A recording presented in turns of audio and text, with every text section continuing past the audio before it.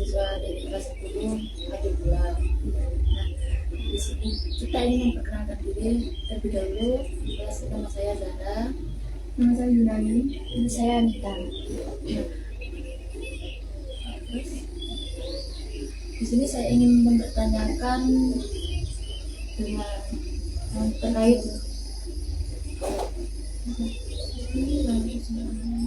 terkait teknik dasar budidaya terlebih dahulu, Pak. Yang untuk pertama di sini tuh nama perusahaannya apa? Ya sebenarnya bukan perusahaan sih, kita hanya farm, maksudnya ya petani gitu. Kalau saya biasanya di dunia media sosial, maksudnya ya sama di pemasaran aku baik yang saya gunakan itu di akun untuk baik di Facebook, Instagram, YouTube, sama di offline juga. Untuk yang kedua terkait pemilik perusahaan apa Pak? Bapak sendiri atau masih ada yang lain lagi? Alhamdulillah saya sendiri. Kapan Pak mulai punya Berinvest ini. Iya. Kalau budidayanya sejak saya masih kecil ikut orang tua, jadi dulu di orang tua sudah memulai, saya membantu. Terus setelah pulang dari istilahnya ya saya dulu juga sekolah kuliah, terus pulang dan memulai lagi tahun 2016 akhir sampai sekarang. Penjualannya offline online. itu kalau panen diambil kayak pemankes ini apa? Pengepul. Pengepul apa? Saya biasanya sistemnya ikan saya besarkan dulu. Kalau di breeding ya dari kecil kita pijak, terus nanti ditaruh di kolam tersendiri sampai usia sekitar 1,5 bulan, baru nanti ikan diseleksi. Ini kan udah segini, kalau sudah jadi kelingking gini kan nanti udah kelihatan pola-pola ikannya. Nah, itu kita seleksi. Nanti penyeleksian itu juga bertahap. Jadi 1 bulan kita seleksi, kita tukar lagi sesuai ukuran besar kecilnya, ditaruh di tempat sendiri biar nanti pertumbuhannya dia mengganggu, pertumbuhannya biar sama. Terus nanti setelah itu kita tebar di tempat sendiri, terus sampai ke 1 bulan ke depan lagi kita seleksi lagi sampai nanti biasanya prosesnya sampai ukur 20 baru sudah saya besarkan. Itu yang di akuarium itu umur berapa? Ini sekitar ya hampir 8 bulan.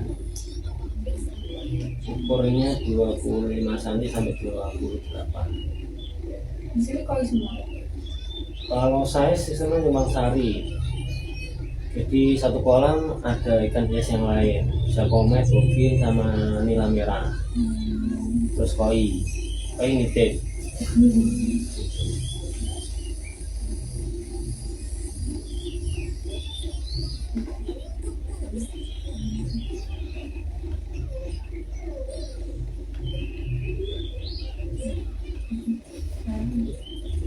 Untuk alasannya menjadi pembudidaya ikan koi itu apa Pak?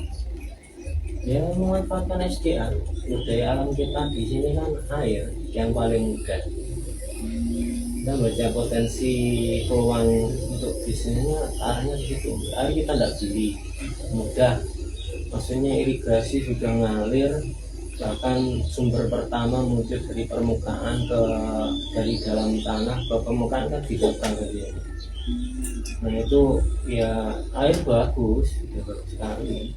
Makanya di sini rata-rata petani semuanya memanfaatkan untuk budidaya ikan. Itu salah satunya.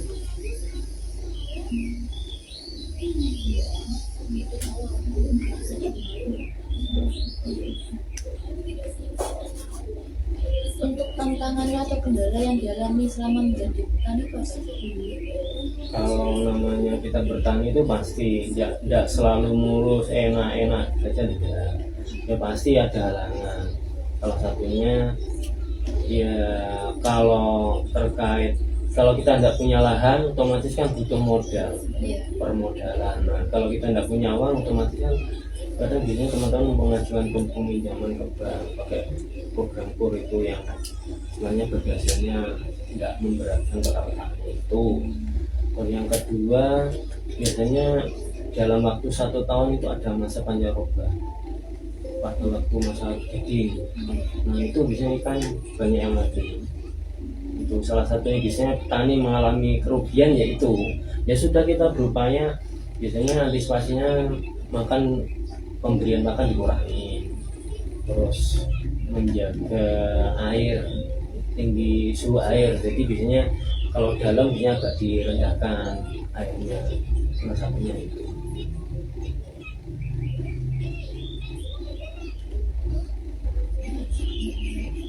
Bagaimana Pak cara panennya?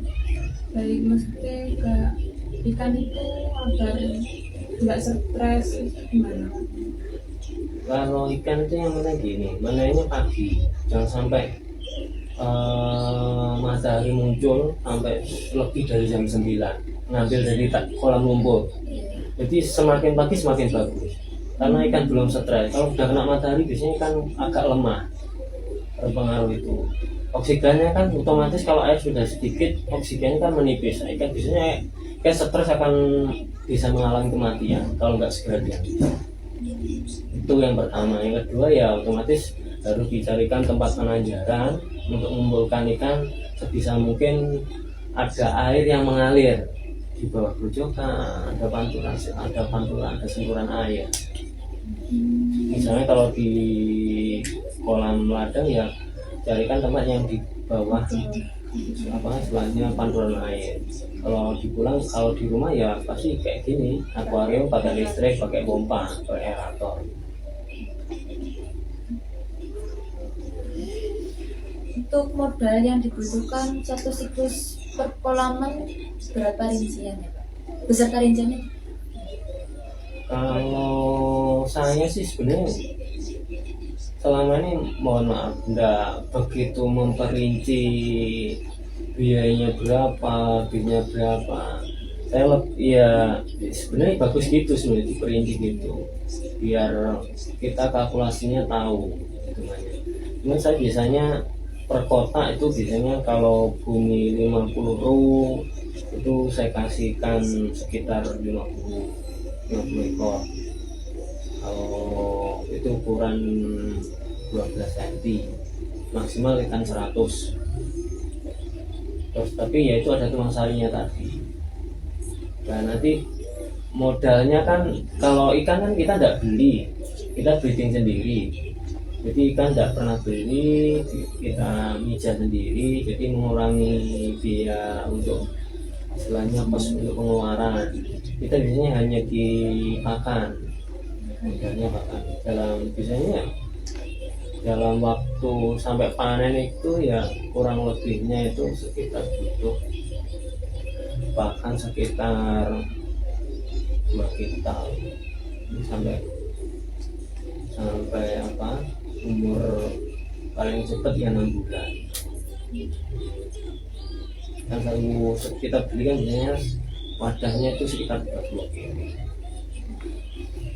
Untuk untungan yang diperoleh itu per tahun atau per bulan berapa?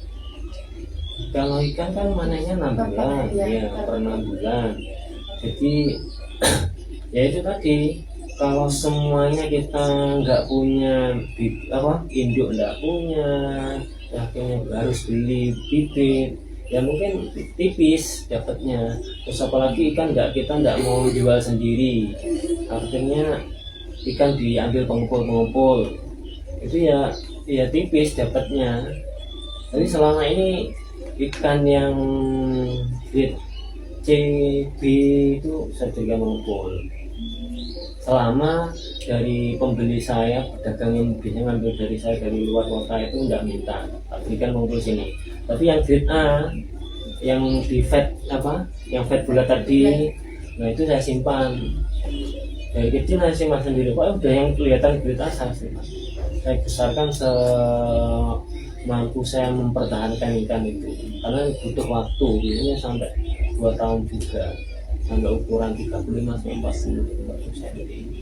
Nah itu untungnya itu di situ. kalau pas apa pas rezekinya kita jual online itu kalau ukuran 35 sampai 40. Kayak kemarin saya alhamdulillah dapat rezeki, ada pembeli per satu ikannya itu harganya 335 sampai 40. Akhirnya dia borong ikan 70 ekor dapat 25 juta. Nah makanya kelebihannya kalau kita mau breeding sendiri itu dari sekian ribu anak kan biasanya lele kan juga gitu. Sama aku juga gitu, nanti dari sekian ribu itu pasti ada ikan yang breednya A, meskipun mungkin hanya 2% atau maksimal sampai 10%, tapi ya itu nanti keuntungan kita di situ. Yang lain kita jual di pedagang kumpul di sekitar sini ya harganya nggak bisa tinggi, kurang 25 sampai 30 itu mentoknya biasanya ya nggak sampai 150 itu udah bagus. Nah kalau yang grade A kita bisa jual sendiri, kita online kan, karena semakin ikan bagus dipasarkan di online lewat video atau foto di media sosial, orang kan nanti ngikutin terus kan bagus-bagusnya kontak ke nomor person kita, akhirnya pesan. Untuk pengalaman berharga selama menjalani usaha budidaya ikan koi itu apa? Ya salah satunya kalau petani itu ya banyak sih sebenarnya, kayak dilatih untuk bersabar, terus kan soalnya mencari pasangan induk betinanya dengan yang jantan itu kan tidak cukup 1-2 kali dalam waktu memijah untuk mendapatkan keturunan breed yang bagus, jadi beberapa kali. Nah itu ilmu yang bisa didapat juga sabar, baru sabar, dilatih bersabar. Jadi tidak bisa 1-2 kali, berarti prosesnya tidak cukup waktu 1 tahun 2 tahun kan lebih. Nah untuk membesarkan ikan satu induk itu kan butuh waktu hampir 1 tahun. Dan nanti proses untuk bisa dipijahkan lagi kan harus nunggu sekitar 8 bulan. Setelah dipijah nunggu lagi untuk siap dipijah kedua itu sekitar 8 bulan. Nah kalau pas yang pijahan pertama tidak ketemu peranakannya, otomatis kan harus kita pada pandai mencari indukan jantannya yang untuk dipasarkan lagi, yang disilang lagi selain yang di luar yang pemijahan pertama, biar mendapatkan keturunan yang bagus. Itu yang salah satu. Nah yang lainnya lagi ya memang teman-teman bilang itu petani ikan hias itu dibilang apa ya, orang kalau bahasanya orang manja. Nah penggiani kalau sudah kolam siap biasanya lantai makan, ngasih makan, pulang pagi sama sore sama siang, ngontrol air, udah gitu. Banyak anggurnya. Kalau maksudnya kalau kapasitas kolamnya sama breedernya tidak banyak, tapi kalau nuruti kolamnya banyak pasti ya waktunya pasti banyak dihabiskan di ladang. Dan itu pun saya senang, saya kalau di ladang tuh meskipun panas tidak terasa panas, ya pakai pelindung tapi biar tidak tambah hitam gitu. Tapi ini enak soalnya ya banyak ilmu proses, misalnya menseleksikan terus manen itu kan ada rasa nyaman, dirawat dari kecil sampai besar, terus besar ikannya bagus. Terus ketika dijual ada yang laku murah, ada yang laku mahal, bahkan ada yang ya seperti tadi dapat dari keuntungan besar. Kalau pintar menjual, apalagi mau jualnya online, memang tak iming-iming. Ikan koi itu kalau pandai menjual di rumah online itu ya keuntungan banyak. Cuma tidak perlu mengikut kerja orang, malah bisa menciptakan lapangan kerja. Nanti kan ada yang ikut saya juga ya kerja.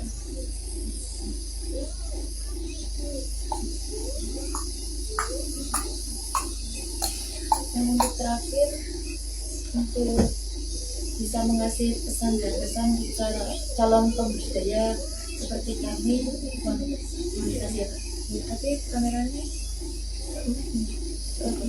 Ada apa? Ya salah satunya tadi kalau sampean sudah memutuskan mau menggeluti dunia perikanan, jangan setengah-setengah, yang 100%. Ya pasti ada duka, ada enaknya, seperti saya bilang tadi. Pada waktu kita dapat banyak ilmu, harus bersabar, teliti, jeli. Telitinya itu kan melihat ikan, oh ini ada potensi. Jelinya, oh ini nanti kalau besar pasti akan mendapatkan keuntungan ke saya. Kedepannya. Ketika closing terakhir, ketika kita bisa menjual ikan dengan harga yang mahal, nah itu yang kita merasa puas. Otomatis kan kita dapat income juga, pemasukan yang ya kalau bilang rezeki semua juga ada yang ngatur gitu kan. Jadi semuanya kan juga harus ada ikhtiar, kita harus berusaha juga. Apalagi kalau tidak harus SDA-nya mendukung, bisa dimanapun tempatnya. Namun kalau main ke Tulungagung itu nggak ada sungai-sungai, mainnya di halaman rumah, di samping rumah gitu. Jadi pakai tempat. Ya kolam beton, ada yang flat, ada yang akuarium. Dia mainnya apa? Terkadang nggak beli ikan, jadi marketingnya ikannya temannya. Mainnya di sosmed kan sekarang gitu rata-rata. Sama coba lihat di jual apapun, baju, makanan, bahkan pentol dan sebagainya. Kan kita nggak harus punya barang itu, barang boleh milik orang lain, kita bantu menjualkan. Udah, nanti kan ketika kita ada kerjasama, yang penting dia minta setorannya berapa, kita jual berapa, kan terserah kita dapat keuntungan. Nah itu salah satunya. Itu yang terakhir mungkin kalau kita bisa sukses di dunia perikanan, terus kan juga memberi peluang kepada orang-orang di sekitar kita, teman-teman kita, keluarga kita ikut menikmati. Salah satunya apa? Menciptakan lapangan pekerjaan, mengurangi pengangguran. Jadi tidak harus ikut orang lain. Kira-kira bisa jadi seorang pebisnis. Terus itu harus tidak berbisnis yang belum besar, masih kecil. Tapi semuanya kan prosesnya harus merintis dari kecil. Sekian, terima kasih Pak untuk wawancaranya. Mohon maaf bila ada kesalahan kata. Maaf tidak membuat saya Pak. Tidak apa-apa.